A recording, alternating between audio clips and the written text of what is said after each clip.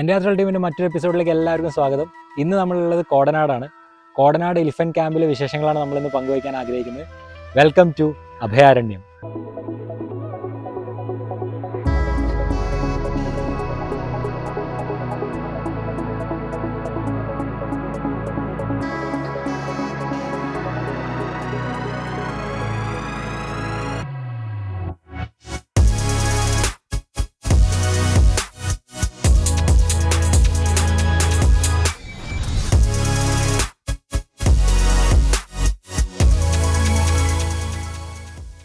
ഇപ്പം നിങ്ങൾ ഇവിടെ വരുവാണെന്നുണ്ടെങ്കിൽ കയ്യിൽ പൈസ കരുതണം. കാരണം ഇവിടെ ഒരു എൻട്രൻസ് ഫീ ഉണ്ട്.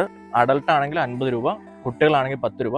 പിന്നെ സ്റ്റിൽ ക്യാമറ ഇല്ലെങ്കിൽ വീഡിയോ ക്യാമറ ഉണ്ടെങ്കിൽ 250 രൂപ കൊടുക്കണം. ഇവിടെ ഗൂഗിൾ പേയോ ഇല്ലെങ്കിൽ UPIയോ കാർഡുകളൊന്നും എടുക്കില്ല. അതുകൊണ്ട് നിങ്ങൾ പൈസ ആയിട്ട് തന്നെ കൊണ്ടുവരണം. ഇവിടെ ഒരു വിശാലമായിട്ടുള്ള പാർക്കിംഗ് ഏരിയ ഉണ്ട്. പിന്നെ അത്യാവശ്യം നല്ലൊരു ടോയ്ലറ്റ് ഫെസിലിറ്റി നമ്മൾ വരുന്നിടത്ത് തന്നെയുണ്ട്, അകത്തുമുണ്ട്. കോടനാട് എലിഫന്റ് ട്രെയിനിങ് സെൻറ്ററിൽ നിങ്ങൾ ആദ്യം തന്നെ വരുമ്പോൾ കാണുന്നത് ഒരു ബട്ടർഫ്ലൈ ഗാർഡനാണ്. ഇവിടെ പൂമ്പാറ്റകൾക്ക് പ്രജനനം നടത്താൻ ആവശ്യമായ പ്ലാൻസ് ഒക്കെയാണ് ഇവിടെ അവർ സെറ്റ് ചെയ്തേക്കുന്നത്. ഈ ബട്ടർഫ്ലൈസ് ഒക്കെ ഇവിടെ ഉണ്ട് എന്നാണ് അവർ പറയപ്പെടുന്നത്. അവിടെ ഫോട്ടോസും പേരും ഒക്കെ ഉണ്ട്.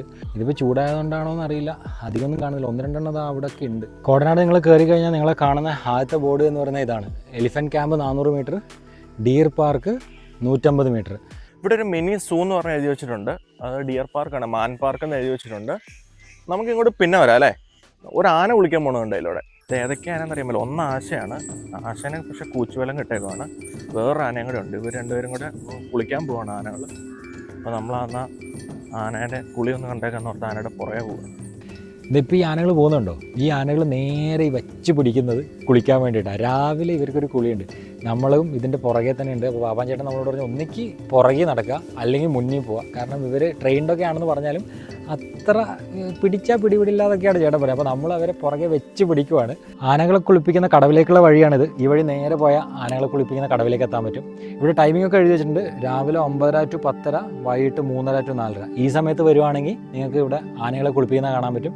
വരുവാണെങ്കിൽ ഈ സമയത്ത് വരുന്നതായിരിക്കും നല്ലത്. അതൊരു എക്സ്പീരിയൻസ് തന്നെയാണ്. ആന കടവിലേക്ക് പതുക്കെ ഇറങ്ങുവാണ്. വെള്ളം കണ്ടതുകൊണ്ടാണ് തോന്നുന്നു ആനയ്ക്കൊരു സന്തോഷമൊക്കെ വന്നിട്ടുണ്ട്.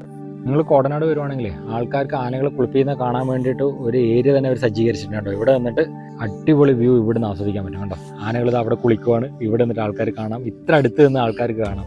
തണലും ഉണ്ട്. കണ്ടോ, ഇതിൻ്റെയൊക്കെ തണലത്ത് നിന്നിട്ട് നല്ല ഭംഗിയായിട്ട് കാണാൻ പറ്റും. കുളി എന്ന് പറയുന്നത് രാവിലെയും ഉച്ചയ്ക്കും കേട്ടോ. രാവിലെ ഒരു 9-9:30 ആകുമ്പോൾ ഇവരെ കുളിപ്പിക്കാൻ കൊണ്ടുവരും. ഇവിടെയുള്ള എല്ലാ ആനകളെയും 2 ടൈമായിട്ടാണ് കുളിപ്പിക്കാൻ കൊണ്ടുവരുന്നത്. രാവിലെ ഒരു 9-9:30 ആകുമ്പോൾ കുളിപ്പിക്കാൻ കൊണ്ടുവരും. പിന്നെ മറ്റേത് ഉച്ചയ്ക്ക് ഒരു 3-3:30 ഒക്കെ ആകുമ്പോൾ വരുമെന്നാണ് പറഞ്ഞത്.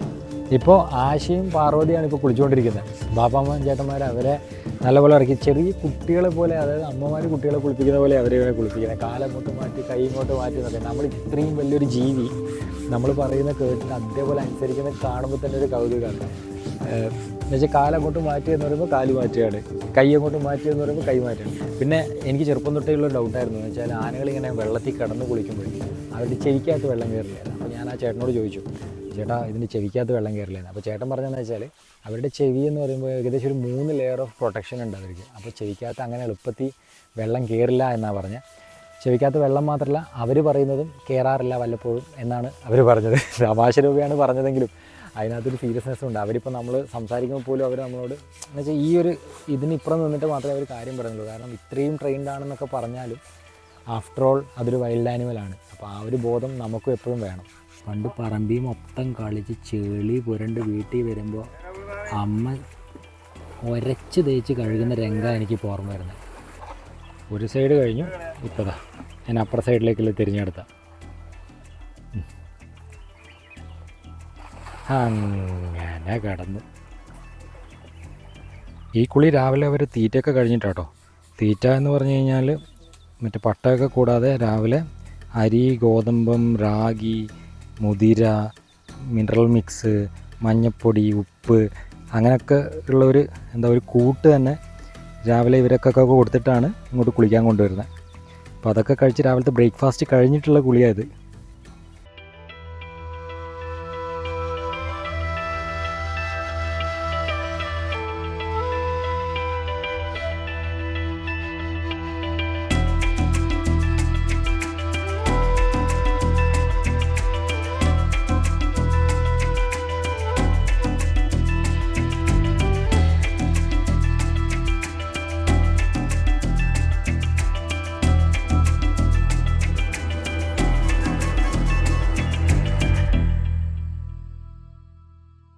ഇവിടെ ആനകൾ വരുന്നത് വെച്ച് കഴിഞ്ഞാൽ ഒന്നല്ലെങ്കിൽ ഹൈക്കോടതി വിധി, ഇപ്പം അരിക്കൊമ്പൻ അതുപോലെയുള്ള പ്രശ്നങ്ങൾ ഉണ്ടാക്കുന്ന ആനകളെ കൊണ്ടുവന്ന് മര്യാദക്കാരാക്കാൻ വേണ്ടി കൊണ്ടുവരും. ഇല്ലെങ്കിൽ ഇപ്പം എന്തെങ്കിലും ആക്സിഡൻ്റ് ഒക്കെ പറ്റി, ഇപ്പോൾ ഈ ആൾക്കാരുടെ കിണറ്റി വീഴുക അങ്ങനെയുള്ള പ്രശ്നങ്ങളൊക്കെ ഇതുണ്ട്.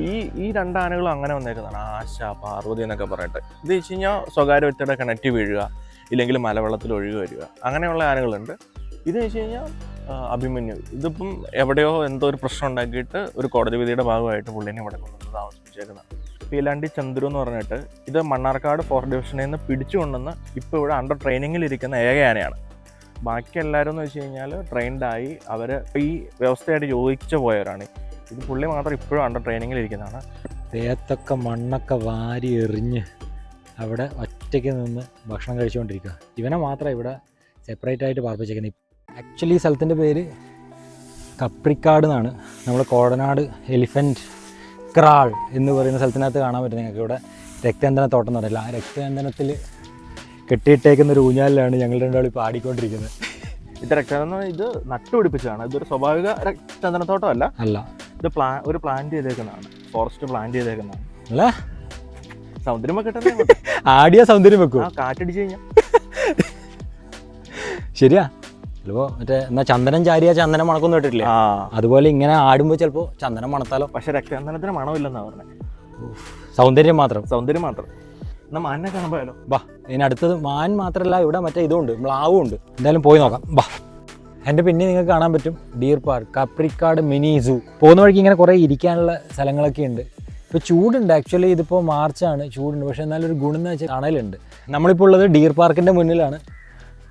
ഇവിടെയാണ് ഡീർ പാർക്ക്.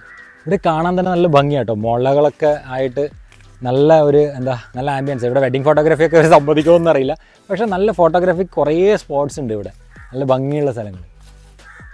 ഈ കാണുന്നതാണ് ഡീർ പാർക്ക്. കുറേ മാനുകളുണ്ട്, എല്ലാവരും വെയിലായതുകൊണ്ട് തണലത്ത് നിൽക്കുക.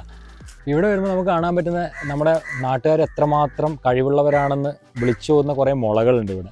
ഈ മുളയിലൊക്കെ നമുക്ക് കാണാൻ പറ്റും കുറേ പ്രണയ ജോഡികളുടെ പേരും പ്രണയ ലേഖനങ്ങളൊക്കെ ആലേഖനം ചെയ്തിട്ടുള്ള ഒരു സ്ഥലം തന്നെയാണ് ഈ മുളകൾ.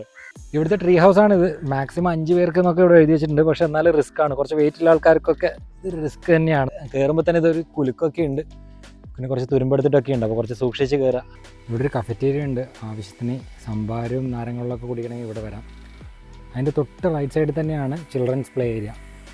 ഇവിടെ കുട്ടികൾക്ക് അത്യാവശ്യം കളിക്കാൻ പറ്റിയ ചില റൈഡ്സുകളും കാര്യങ്ങളൊക്കെ ഉണ്ട്. അങ്ങനെ എൻ്റെ യാത്രകൾ ടീമിൻ്റെ ഈ എപ്പിസോഡ് ഇവിടെ അവസാനിക്കുകയാണ്. കോടനാട് എലിഫൻറ്റ് ക്രാളിലെ വിശേഷങ്ങളാണ് നമ്മളിന്ന് പങ്കുവെച്ചത്. മറ്റൊരു സ്ഥലത്ത് പുതിയ വീഡിയോയുമായി കാണുന്നവരെ ബൈ.